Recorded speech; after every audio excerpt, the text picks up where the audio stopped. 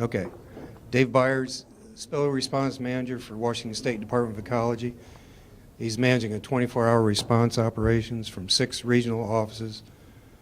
He oversees ecology's response to over 4,000 incidents reported each year statewide, including oil and hazardous materials spills in clandestine drug labs.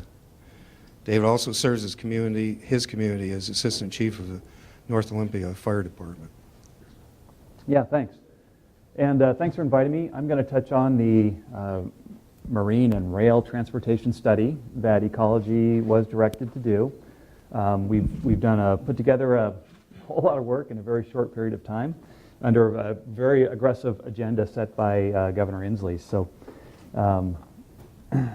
as you all certainly have been aware by the media attention that has resulted from some fairly dramatic rail transportation incidents, fire and explosions, we have a changing energy picture in Washington State that's being driven by fracking technology, opening up previously inaccessible oil in a lot of places in the United States, but predominantly the oil we're seeing is coming from the North Dakota Bakken oil field.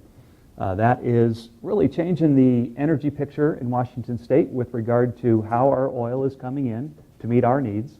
And also, with that changing energy picture, because of the new modes of transportation, we're seeing a shift in the risk of oil spills in Washington State into parts of the state that we haven't experienced that level of risk before.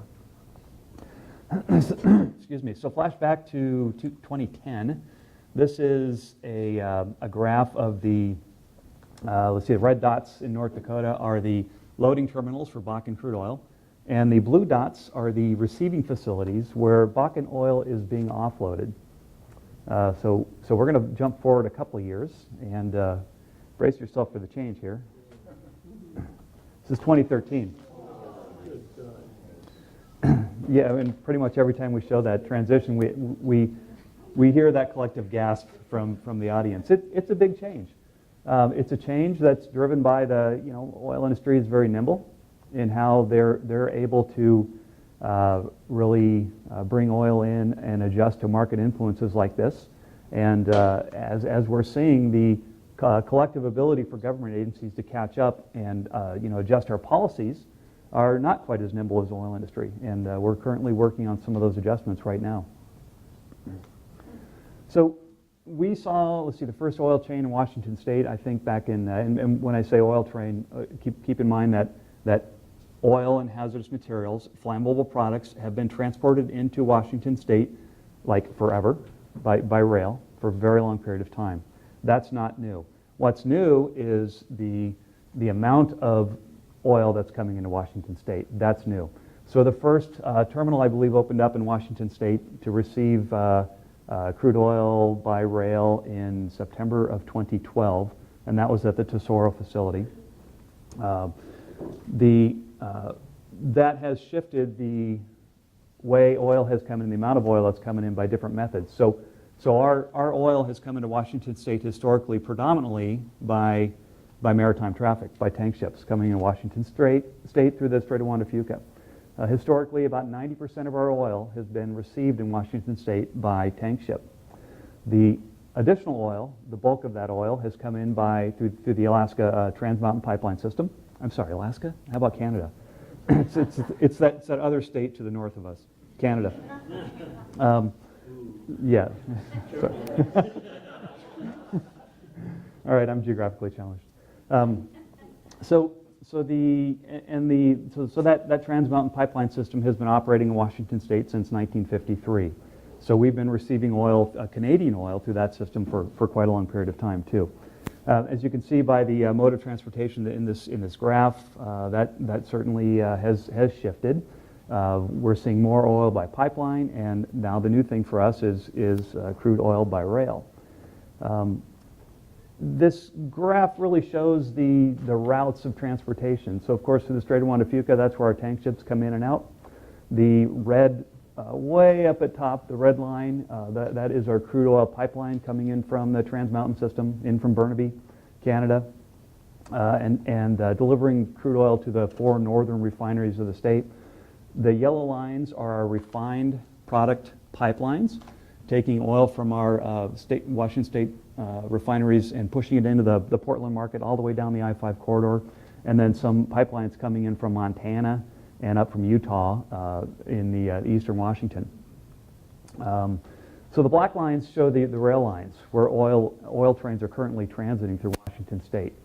So what's the big shift, and what is ecology paying attention to? Well, our prevention, preparedness, and response system has grown up in Washington State around how that risk has typically come into the state. So the tanker companies have contingency plans. They're limited by size through the 125,000 deadweight ton restrictions. Our response equipment placement considered where the risk has come through the pipelines and through tank ships. And so now we have a lot of oil coming in by rail. The typical corridor comes in through the tank cars enter from North Dakota, coming through the Spokane corridor down to the Tri-Cities. The loaded rail cars follow the Columbia River corridor, and they take a right at Vancouver and head up the I-5 corridor to the different receiving terminals. The empties are typically going back over the pass routes so as not to congest the traffic. So that has shifted our risk into parts of the state, into the inland areas of the state, which didn't grow up with our prevention, preparedness, and response systems in Washington State. Increased risk in areas of the state that aren't prepared for that level of risk. So that is our challenge. And of course, you've seen the news medias. This is a result of some of the hazards of transporting oil by rail. 47 people killed in Lac Mégantic, Canada. And then in the United States, we have seen quite a variety of rail incidents as well. Very, media, get a lot of media attention because they're fiery explosions when they derail. Subsequent environmental impacts. When we look at the data of the amount of oil that was released in 2013 alone, as a result, in the U.S., as a result of crude by rail incidents, I think it was, the statistic was 1.13 million gallons of oil released from train accidents in the United States alone, excluding the 1.5 million that was released when the Lac Mégantic Canadian event happened. That's more oil that was released in 1 year than was released in the previous 4 decades of rail incidents in the United States. So the significant growth in the increase of oil transportation is resulting in oil spills that we need to be prepared for, and we need to influence prevention as well. This is an incident, a picture of the incident that happened on July 24th of this year. That is the bridge above it is the supports for the Magnolia Bridge in Seattle. And this, I think, was a good reminder for us. Of course, no oil was released in this. Did not result in a breaching of the tank car, but I think it was a really excellent reminder that we now have this risk in Washington State, and we need to be prepared for that level of risk. And we have a ways to go. So there were, last legislative session, there were a number of legislative proposals that were introduced to adjust to this risk. And again, I mentioned that the first oil train came into Washington State in 2012. So the last legislative session that we had, none of those proposals really moved forward and were successful coming out of the state legislature. However, one thing that did help us is that we did have ecology received a budget proviso to start work on some pretty important things. $300,000 of that budget proviso was directed at ecology to start the marine and rail oil transportation risk study. The purpose was to assess public health impacts, safety, and environmental impacts. And keep in mind that the rail is regulated under a different regime than our pipelines, refineries, and tank ships. Much of the areas where states would like to regulate are preempted by federal regulations. So very specifically, Congress said states can't influence or regulate directly in a lot of areas related to rail transportation. There's also a different government agency that is kind of a new stakeholder to our work in Washington State. Unlike the oil risks that we grew up with in Washington State, working with the Coast Guard and EPA. We have the Federal Railroad Administration, which is kind of new to the terrain. One thing that we want to influence is the fact that the level of planning and preparedness of refineries, pipelines, and rail in Washington State is incredible. And they're an excellent response partner for us, excellent partners in preparedness and prevention. They've worked very well with us over the years through submitting contingency plans to both the federal and state government. Washington State, the state legislature has set a higher standard than the baseline federal regulations for what they expect in these response contingency plans. And so those plans are received by Ecology. They're reviewed and approved. We comment on them, make sure they're meeting state standards. And then that's not where the conversation starts on those response plans. We drill those plans fairly intensively. And Scott, you can probably attest to that. Every year, each plan is tested in three ways. We require the owner of that plan, the company that owns that plan, oil industry, to do deployment drills, actually getting equipment in the water as if they had spilled. We also require, the third way we do that is require a tabletop exercise around an oil spill scenario, making sure that things are going to go well the day of a spill. Every third year, we require what's called a worst-case exercise, where it's a major spill. All the supporting contractors, government agencies, the whole infrastructure for response comes together and exercises a scenario. Since we review those plans, we're very intimate with where they might need adjustment, where they might be vulnerable. The drills are designed to test those vulnerabilities and to really expose whether they're going to work the day of a spill or not. And if they come up weak during our drill program, we require the owner of that plan to make changes, resubmit the plan for our approval, and then we test it again next year. So this is an ongoing process that we do with the oil industry for tankers, pipelines, and refineries. And rail does not have the requirement right now for having a spill contingency plan. And we want to change that, and we would certainly love the opportunity to work with rail as we have with our other oil industry that we've developed good partnerships over the years with in Washington State. Fred, did you have a question you wanted to? I was wondering if you do no-notice drills at all. We do occasional low-notice drills, but we don't do them fairly often. Because of the expense and the level of preparedness we want folks to be, we do a handful a year, but generally they're scheduled. And part of that is to accommodate the staff at Ecology. Again, we have plan reviewers that test them.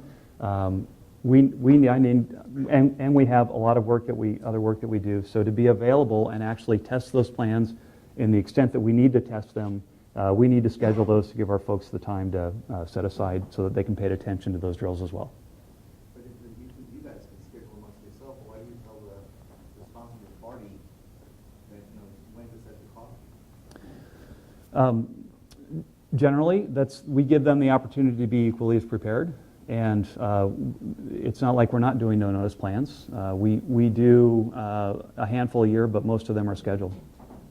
And they're fairly intensive operations, and they do have an impact on the regulated community with regard to 20 regulators showing up knocking at your door. It may not be the best day for you. You might have other ongoing maintenance or other activities going on. So we're sensitive to the impact that it has on the regulated industry as well. We've had some good outcome from unannounced drills. So, for example, we did an unannounced drill 8 years ago on the Chevron tank ship on the Columbia River, which they refused to play. At the time, we did not have authority to respond to that in a regulatory manner, but because of that, their inability to respond on that unannounced drill, subsequently the Washington State Legislature did provide us the ability to issue administrative orders and penalties if somebody decides not to play the day we spring an unannounced drill on them. So we do have a regulatory hammer for that. Question again. Oh, yeah. Yeah, thanks. Sorry about that. I'll be sure to announce it. Yeah. Yeah, I appreciate all the focus that was stayed on response and, the federal preemption in terms of prevention of incidents involving rail. But the reality is the state has a huge stick at the point at which permits are being applied for refinery, crude by rail, infrastructure, construction, and terminal proposals are there. Because, you know, we're seeing California using that environmental review process. The railroads are challenging it.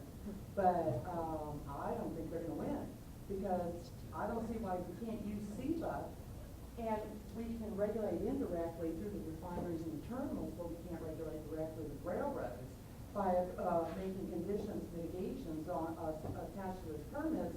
But ecology won't do it.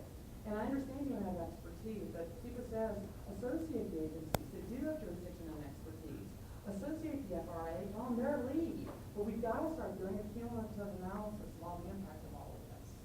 Right. So everyone heard that question or that comment? Yeah. It was pretty clear. So, yeah. I don't think I could do that. So I think the gist of your comment was use a SEPA process to look at cumulative impacts. And so, you know, historically the agency, and I'm not a SEPA expert, I don't really know whether or not we have authority to look at the cumulative projects of multiple proposed projects as one part of the process. I don't know that we have that authority.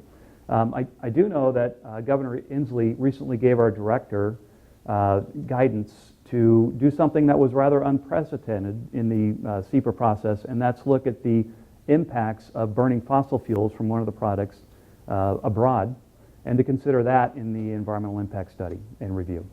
So that is an example of where Washington State and the agency is leaned further forward than I don't know of any other agency, any other state that's ever done that before. Questions? Is there the ability to charge a per barrel surcharge to fund the response and mitigation? Yeah, thanks for that question. The question was, is there a... Are you done with your presentation? Not quite yet, nope. Appropriate time for questions? Yeah, I'm going to touch on that.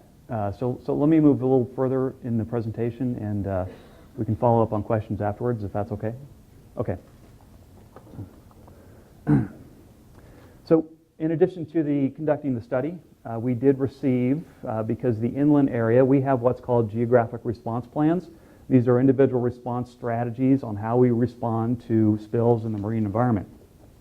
They're quite frankly lacking, non-existent in much of the new risk corridor. So we did get 3 one-year positions to begin working on the response planning in the inland area and make improvements on our response strategies there. So that work is ongoing. We've committed to, although the legislature didn't direct us to a number, we've committed to developing 9 geographic areas where we need to focus on, and typically the geographic areas are like a river drainage system, to identify the sensitive environmental areas which could be impacted by a spill, where risk occurs, and locations where we can take, for example, booming action to respond to an oil spill, an oil release in the area. Governor Inslee went a little bit further than the legislature. Governor Inslee gave us more specific direction on what the study needs to contain and what we need to consider, and also shorten the timeline, recognizing that Inslee wanted the ability to influence and submit either budget or policy issues into this coming legislative session, which begins second week in January. Governor Inslee has directed us to deliver preliminary findings and recommendations on October 1st, which 3 weeks ago we handed that to Governor Inslee.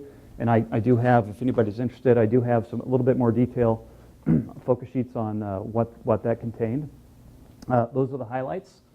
What we considered in the agency, I guess the centerpieces of our recommendations. If you go to our website and look at the report, the preliminary findings and recommendations report, we've got 40-some individual recommendations, and the dirty dozen are in the focus sheet. So very aggressive timeline. We had 3 months from receiving the money to begin working on the study to deliver those preliminary findings and recommendations. That did result in the shutdown of a lot of work in our program.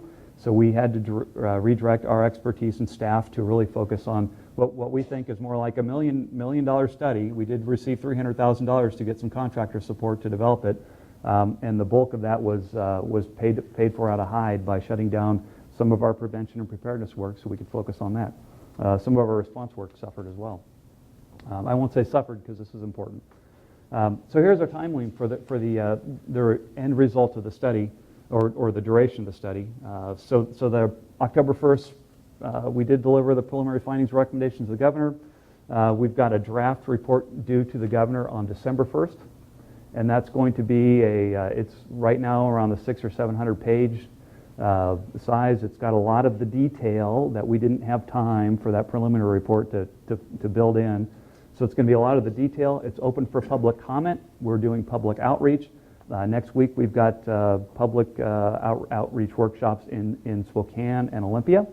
And you can also submit comments on our webpage to influence the types of things we consider. If you think we missed something, Fred and I had a conversation in the men's room earlier this morning.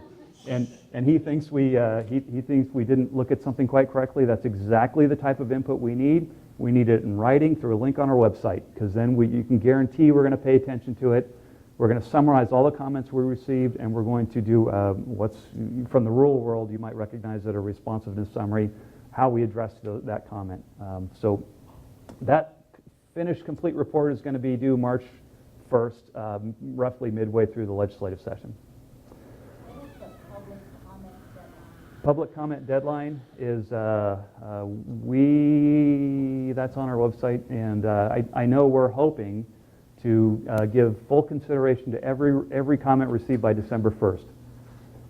It's going to be tough for us to incorporate it, although I think formally we're accepting comments after that. But really, if you want us to be able to pay the most attention to your comment and guarantee that we're going to at least think about it in detail, December 1st is when we need your response by. Focus sheets here in front. So here's a summary of the preliminary findings and recommendations. There is a funding piece. So this addresses your question about funding. So there is a constructual funding deficit that's happening in Washington State. So the Ecology Spills Program, the funding through our barrel tax that funds not only us but also Fish and Wildlife for their oil wildlife work. So that prevention and preparedness and response funding is funded by a barrel tax on crude oil imported by tank ship. So you can see as the oil importation picture changes, our funding picture, as we're starting to see a structural deficit in the ability to sustain our work at the Department of Ecology. So we're going to have, and actually the Governor Inslee directed us to take a look at that and make some recommendations with regard to what would correct that issue. So we're currently in the process of looking at some options for the legislature and the governor to consider.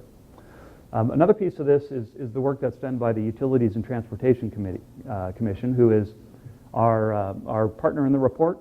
So we're working with UTC, Department of Transportation, and the Emergency Management Division, who are also contributing to the report, different aspects of analysis. And UTC has a big piece of this with regard to rail safety. They do have rail safety inspectors that they need more of. They need some changes to their authorities, and also some additional funding so they can do more aggressive rail inspection. We'd like to continue our geographic response plan working. There's a lot of work to do to develop response strategies in parts of the state that now have risk, that don't have strategies. Despite the 1 year for 3 positions that we got to do that work, there's a lot of work to continue off and do. The first responders, fire service, as you heard in my bio, I'm a current member of fire service through my community fire department. And the message I'm hearing from fire service all across the state is, certainly in rural areas that are now experiencing this new level of risk, is they're unprepared. They need training, they need equipment, they need stuff like firefighting foam. Some basic fundamental things that will make them successful if an incident happens in their community. And they don't have those, and the rural fire department typically doesn't have the resources to go out and buy 20,000 gallons of firefighting foam in the event they have response equipment. So we're looking at some potential solutions for that. We need to help the locals create their local emergency plans. Of course, when an incident happens, there is a state and federal plan that will kick in to respond to that, but much earlier than that state and federal response needs to be that local response, and they need some planning assistance with that. Grade crossings are a great big deal, certainly for the Utilities and Transportation Commission, and that's another message we're hearing from the locals is, yes, there is the public safety and environmental risk of incidents with these trains, but there's also just the day-to-day risk of grade crossings. A grade crossing is defined by where rail meets road, and there's a lot of work to be done there to mitigate the impacts of more trains going through their communities. And this is a big one for us, we need to expand the state definition of facility. We believe we have authority to do that and require rail to submit contingency plans and join our contingency plan program, which will include state review and approval of plans. It will include the increase in the response equipment that rail has the ability to respond to events, and it will include putting them into our what I would characterize as a very successful drill program. I believe that you can influence positive outcomes in prevention and preparedness through a drill program probably much more quickly and respond to changing industry through the drill program that you can through the regulatory processes that we have. So we need to get them involved in our contingency planning world. Again, fire service is saying perhaps we don't need to equip every community with the foam, the meters, the equipment, the training, and all that. Perhaps they can form regional hazardous materials or all hazards response teams to respond to that. That's been looked at before in the state. Most other states in the nation have a regional hazmat response team or all hazard response teams in their fire service. Washington State does not. We're one of the outliers, and it makes us less prepared than most other states in the nation. So we're going to take a look at that in a little bit further detail. And then the other thing we want to do is we want to extend the financial responsibility requirements. So under federal law, there are requirements that pipelines, facilities, and tank ships have. They meet financial responsibility requirements, and they have to certify that.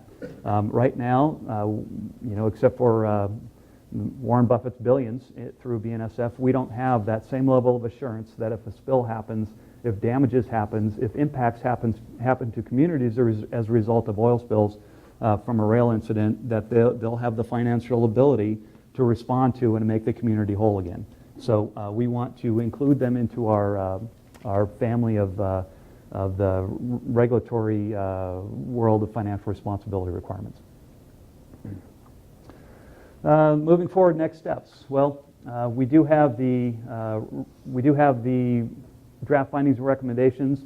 We have been working with the governor's staff. We are currently drafting legislation, working on some key pieces that Governor Inslee is interested in moving forward to in recommendations. We do expect other legislative proposals to happen throughout the year, and of course we'll be supporting that work, working with the state legislature as the budget and policy items move forward to respond to this new risk in Washington State.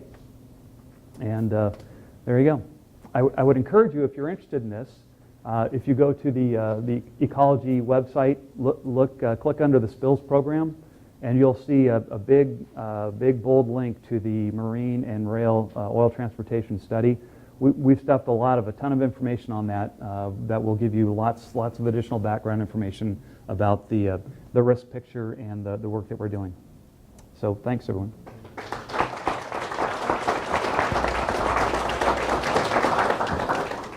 More questions for Dave? Yeah. This may be a somewhat naive question, but do you have any recommendations that specifically address the causes of the derailments that have happened to date, like for instance under the Magnolia Bridge and back in Canada? Yeah, we do. So that's one recommendation is that there's a number of causes of rail incidents. The Magnolia Incident Bridge was a 5-mile-an-hour derailment, very slow speed, and it looks like that fell under the area. One of our recommendations that the Utility and Transportation Commission wants to influence. So so they want the ability to do very aggressive track inspection. Track failure, track geometry is a big cause of the of derailments and those sorts of incidents. So more inspectors, we believe, makes a lot more sense.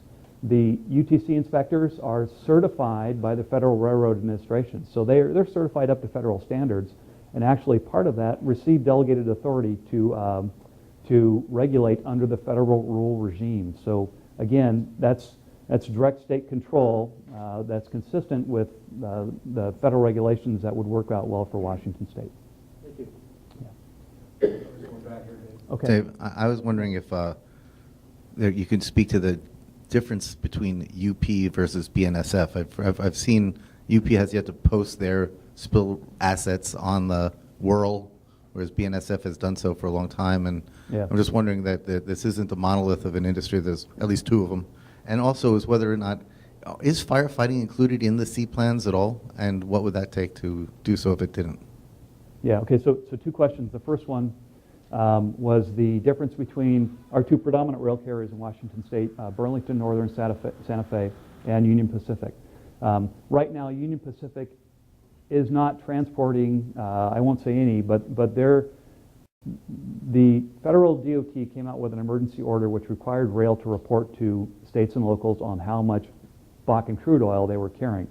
Threshold for reporting was oil trains of Bakken crude oil of 1 million gallons or more.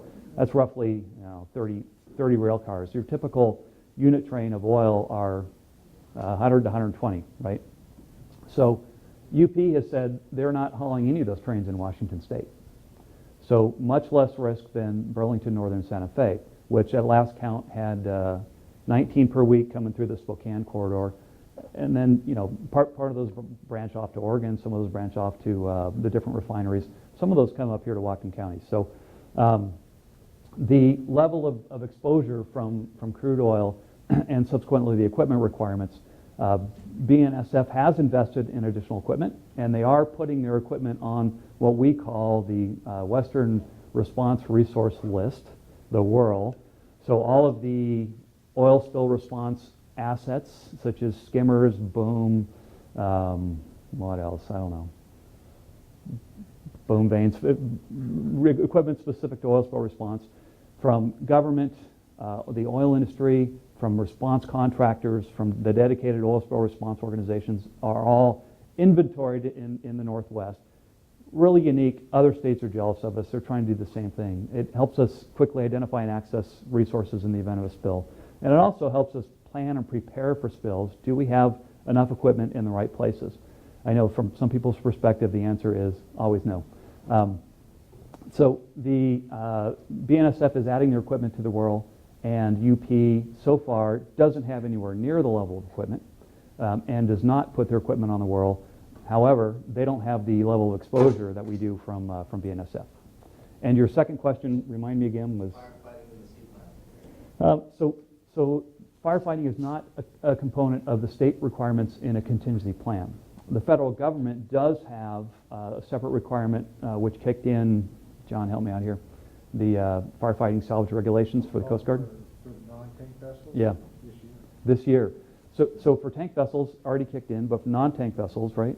Well, for the non-tank vessels, it actually was in place to announce that the regulations went into effect this year. Yeah. So required this year is a separate plan at the federal level for firefighting and salvage requirements for vessels. Land-based spills, I know about. Yeah, no, So- nothing. So the state has no firefighting requirement on land or on board? Not yet, correct. Yeah.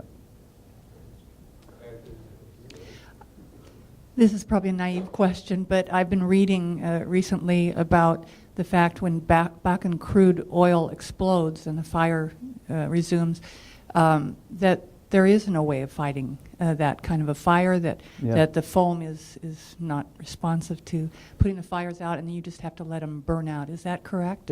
Yes and no. It depends on the fire. If you have multiple tank cars involved in a fire, there's no way you can even get close enough because of the risk. We're not going to.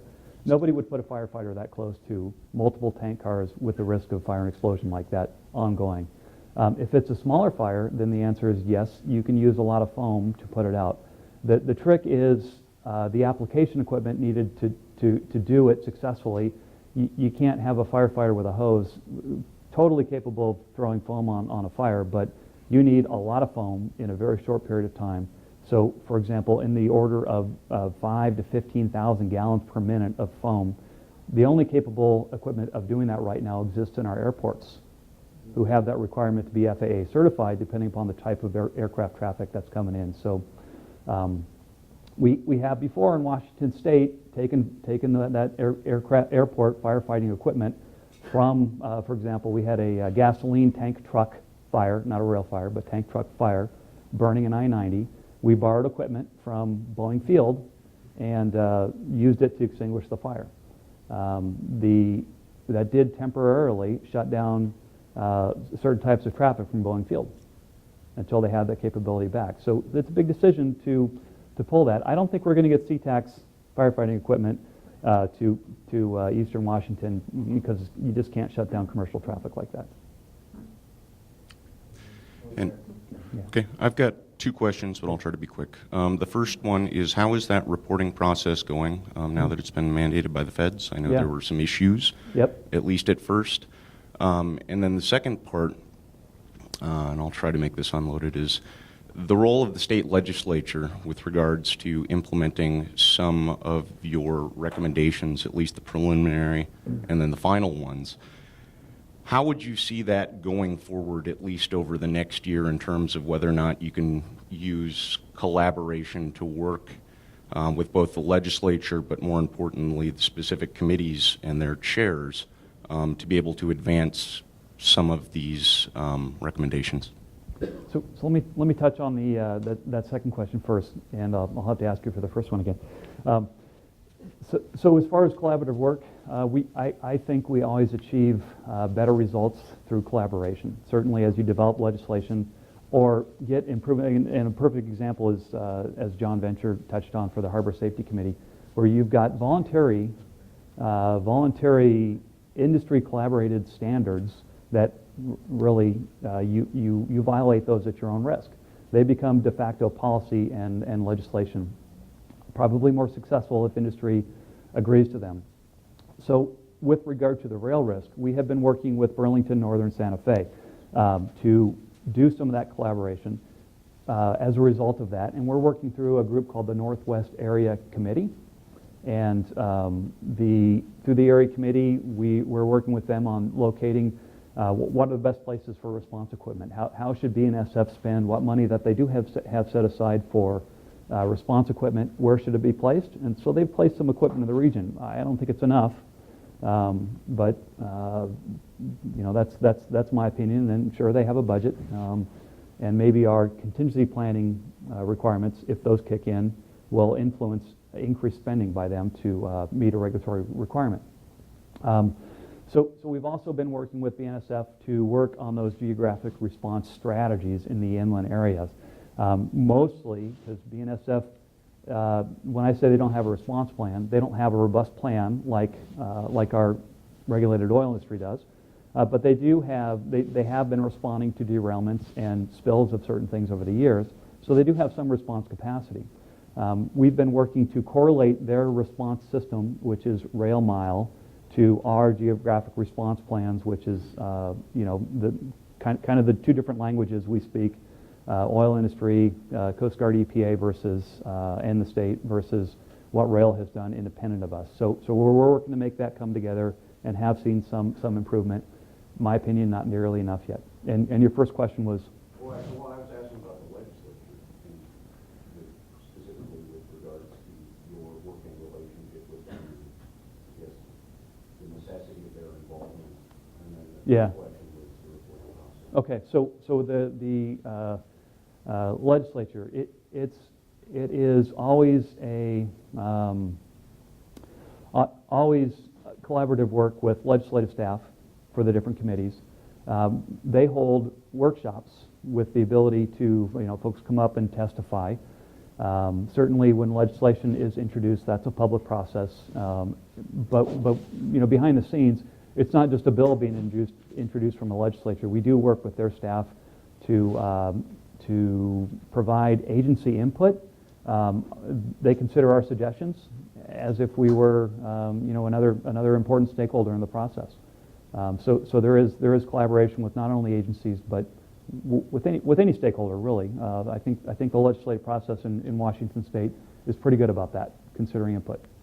And with regard to the reporting process for BNSF, a lot of the fuss around that was the rail, when they got that emergency order from the federal DOT to report on how many of those oil trains were coming in per week, they turned that over with some caveats saying, we consider this as confidential business information, security sensitive, and a lot of other things. So that was in conflict with the Washington State Public Disclosure Act. And so that was the fuss, is they said, please don't release it. And we, state agencies, state family that were receiving that information said, we kind of have to. The process for ironing out those differences are, we gave rail notice when we received those that we're going to release those publicly and post them on a website. So that's how we were going to share that information with the locals and the citizens of the state. That provides rail the opportunity to go to court and seek an injunction to not allow us to do that.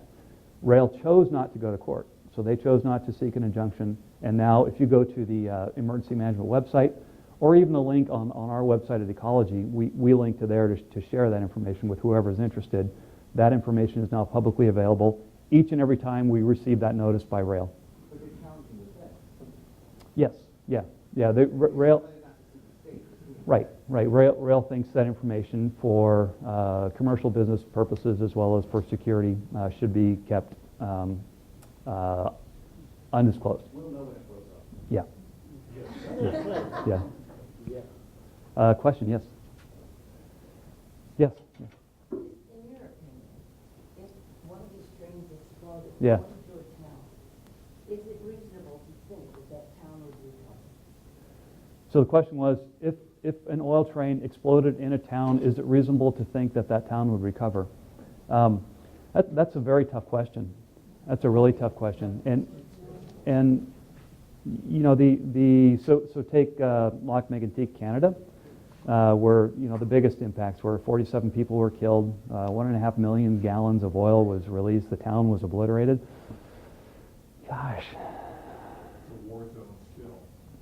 Yeah, I mean, recovery, it's just, it's hard to even imagine that happening and the impacts of that. How extensive they would be, the loss to the families, the loss to the economy, to the community, and the rebuilding process. It's just mind-boggling to even think about that. Although I do think we recovered from the Magnolia incident, so yeah. Of course, no oil was spilled there. Yeah. Do you know if they rebuilt the rail corridor through there, or is that rail corridor obliterated? Through Canada? Yeah. I don't know. I think they're still working on it. I mean, the latest pictures I saw was that there are still bulldozers cleaning up the resulting environmental contamination all over the place. Yeah. Question? Briefly, could you expand upon the problems with federal preemption, such as the Interstate Commerce Clause, Yeah. Constitution, FRA, and all that kind of stuff? Okay, this is where the lawyers in the audience are going to get me in trouble, but I'll try to. The question was expand on the preemption issue. There are many types of preemption in the federal regime, and going back to the Commerce Clause in the United States Constitution, the Commerce Clause is essentially if states regulate an area that interfere with interstate commerce, then we're not allowed to do it, right? So there's certain areas, for example, the peculiarities of a region or an area, we should be able to, states, of course, think we should be able to influence regulations in those areas. But once they get so onerous that the entity involved in interstate commerce is impacted negatively, that we're interrupting interstate commerce, then that's when the constitutional clause kicks in.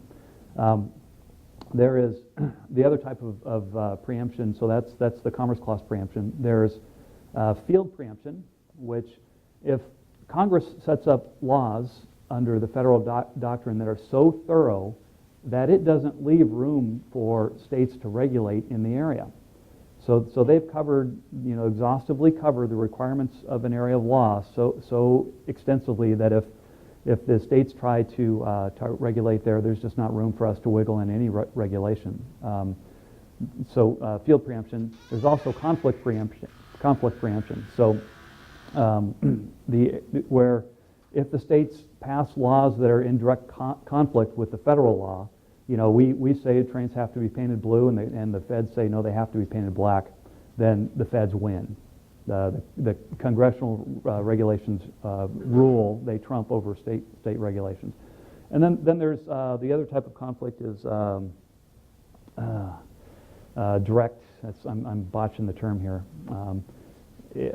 I think it's conflict preemption, where that is conflict preemption. Field preemption, conflict preemption, Commerce Clause. Those are the main types. There's a couple others that rarely show their ugly heads. But so when the legislature considers laws, and we're advising the legislature on how to word stuff, we're considering that the federal regime and where we might be in conflict with the federal regime. And we have experience. My program at the agency has experienced that before. We had a body of law with regard to regulating oil tankers that was found to be in conflict ultimately by the U.S. Supreme Court. Our regulations in Washington State were sued by the International Oil Tanker Association, and we were found to be, it was like a 9-0, we got our butts kicked, ruling that we were preempted by federal laws. So that wasn't just a stunning defeat for Washington State. The U.S. Supreme Court did leave, they kind of opened a window for us, and they said, clarified that if there are peculiarities to local waters that are different from the national regime. So if we're so unique here in Washington State because of whatever, geography, tide currents, economic activity, whatever, we can actually have a regulatory influence in that area.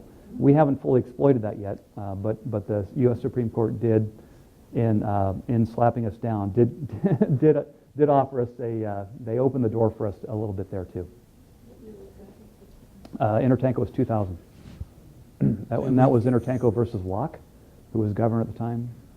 Okay, we'll do one more question, and the pizza should be here. So, Kim? Does the state have the authority to extend that financial responsibility to the railroad? We think we do. Yeah, Rail might think otherwise, but we think we can craft the legislation to bring them into our regulatory thresholds, into our world. So that's something that we're working very closely with the State Attorney General's office, who are going to have to defend us when we're sued. So we're looking at that wording very carefully right now, and that is an active piece of legislation we are drafting at the direction of Governor Inslee. Okay. Please thank our speakers for this morning.